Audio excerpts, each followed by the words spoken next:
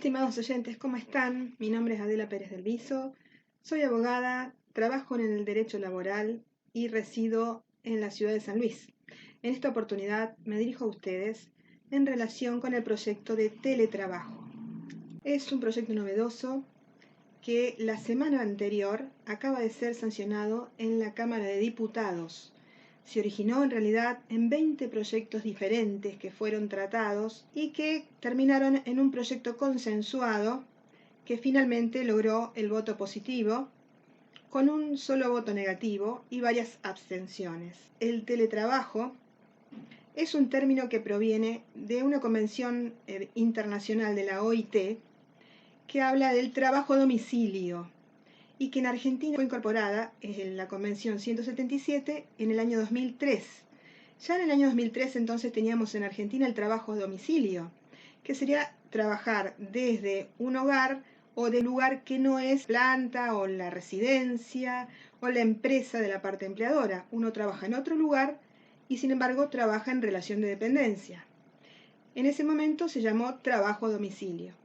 Hoy en día se habla de que no es solo trabajo a domicilio, sino que podría ser en cualquier otro lugar siempre que no sea la planta o la residencia de la parte empleadora. Y hoy en día, sobre todo a partir de esta desgracia grande que tenemos mundial, que es la pandemia del coronavirus, se habla de que estamos trabajando siempre en trabajo conectado remoto, trabajo mediado por las TIC, las tecnologías de la información y la comunicación. Con este trabajo conectado remoto hemos logrado en muchas partes de las actividades que se llevan a cabo en relación de dependencia y también en forma autónoma, hemos logrado llevar a cabo nuestra actividad a través de las TIC.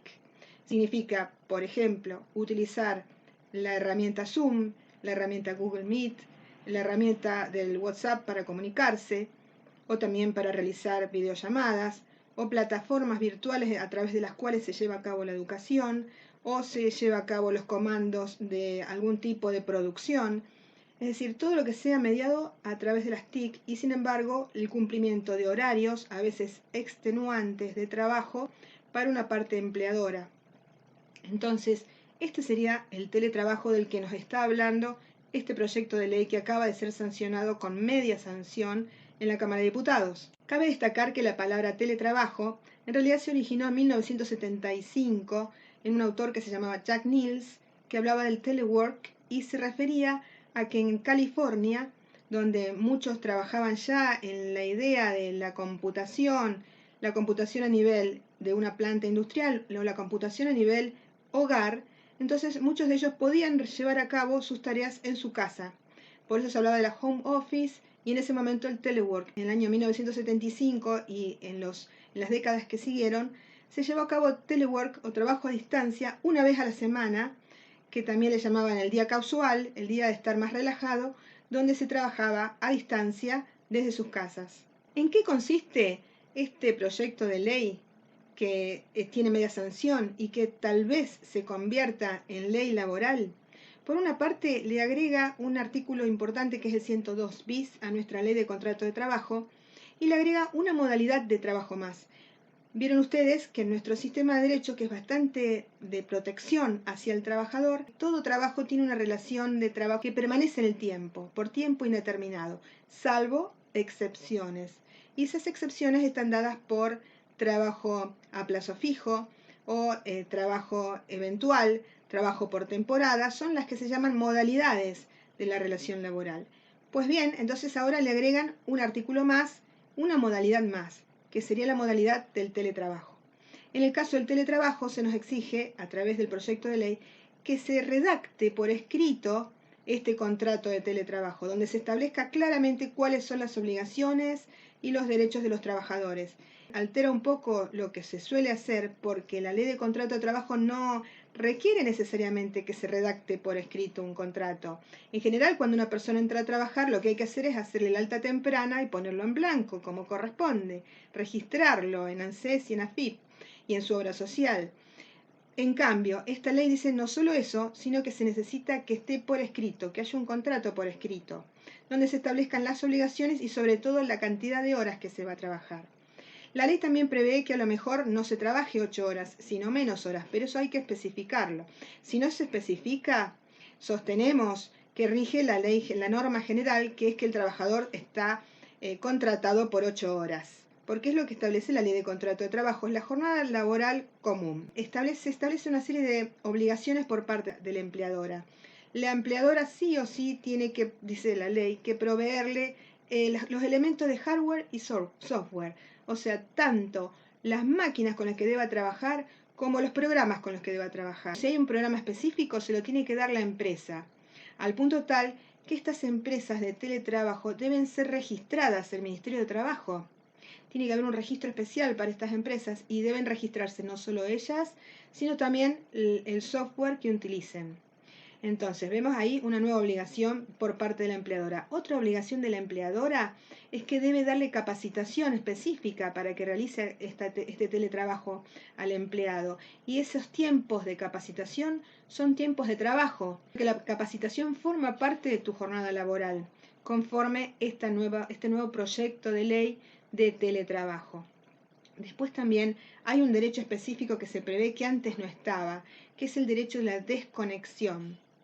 El derecho a la desconexión forma parte de la idea de que si el trabajador va a tener que estar todo el tiempo con las TIC, utilizando la computadora, las tablets, el celular, y a veces los tres juntos, a veces varios programas a la vez, siempre pendiente de la computación, llega un punto donde realmente se satura y se produce una especie de burnout, o sea, se quema, el trabajador se puede llegar a quemar cuando tenés que cortar y te vas, pero decís, me faltó mandar tal mail, me faltó mandar tal mensaje y volvés y lo seguís haciendo porque no podés cortar.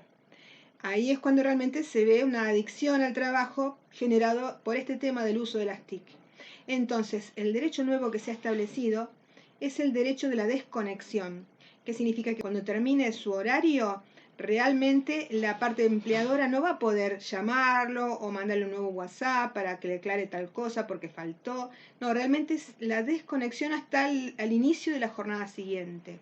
Es el derecho de desconexión establecido acá, que tiene su origen en realidad en una ley francesa del año 2017 que ya hablaba del derecho de la desconexión de los trabajadores que laboran mediados por las TIC, las tecnologías de la información y la comunicación.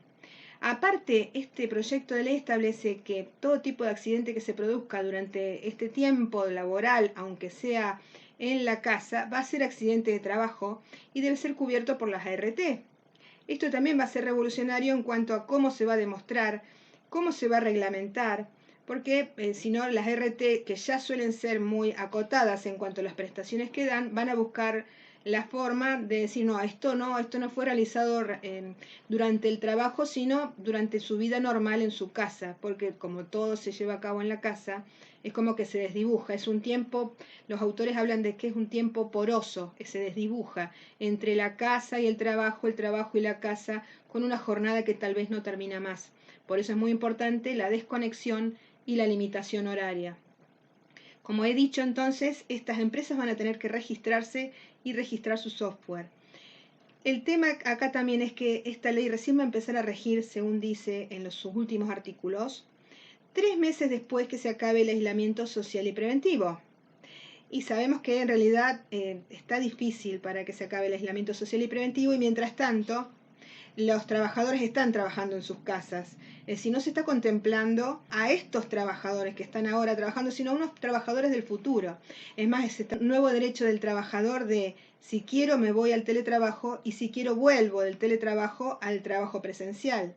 Cuando en este momento realmente no tenemos opción, tenemos que realizar teletrabajo en muchas provincias porque si no directamente no trabajamos.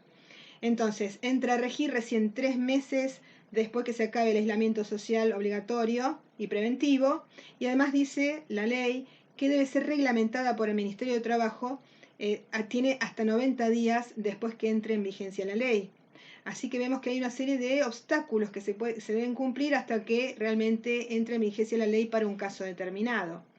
Es de ver ahora cómo en el Senado va a ser tratada la cuestión, qué modificaciones se le pueden llegar a realizar a este proyecto de ley y cómo va a salir finalmente. Tenemos que estar atentos en cuanto a proyecto final, la sanción de una ley que se integre completamente a nuestra actual ley de contrato de trabajo. Espero haber sido útil tanto para las partes empleadoras como para la parte empleada, y seguiremos viendo a continuación cómo se sanciona este proyecto de ley que ya tiene media sanción. Muchas gracias.